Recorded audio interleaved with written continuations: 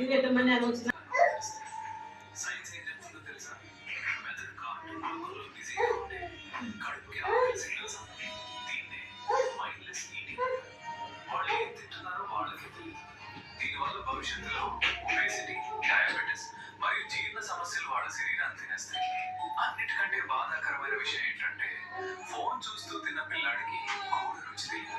అన్నిటికంటే ముఖ్యంగా అమ్మ చేతి స్పర్శ కూడా తెలియదు.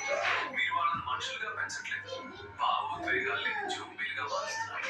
ఆ స్క్రీన్ మీ బిడ్డను మీ నుంచి దూరం చేస్తాను. 2 రోజులు ఏడ్చినా పర్లేదు, కానీ వాళ్ళ భవిష్యత్తును నాశనం చేయకండి.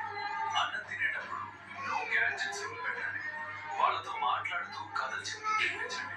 ఆ బంధాన్ని కాపాడుకోండి. తల్లిదండ్రులందరికీ ఈ వీడియోని ఇప్పుడే షేర్ చేయండి. అని డైరెక్టర్ గారు పంపించినారు ఈ వీడియోలల్లా. వాళ్ళకైతే నేషనల్ డాక్టర్ వాళ్ళు వాళ్ళకి ఖచ్చితంగా మేము అంగన్వాడీ టీచర్లు మీకు ఫార్వర్డ్ చేయకుంటే చెప్పకపోతే ఫినిష్ అయిందంటే మీ దగ్గర నుంచి అంటే మీరు వాళ్ళకి చెప్పకపోవడము, వాళ్ళ ఎత్తుల గురించి చెప్పకపోతే మీరు వాళ్ళ ఎత్తు పోగొట్టిన వారైతారు. అంటే కాపాడకుండా వాళ్ళ ఎత్తు గురించి మీరు పోగొట్టవాలి. కనీసం 10 మంది కాడ 10% అయినా చూస్తూ ఉంటారు కదా, వాళ్ళైనా బాగుపడతారే కదా. వాళ్ళు మీలాంటి వాళ్ళు తెలుసుకుంటారు. ఇట్లా ఉంటారు కదా మధ్యతరగతి కుటుంబం ఉన్నారు, అలాంటి వాళ్ళు తెలియదు. అందుకని అందరితో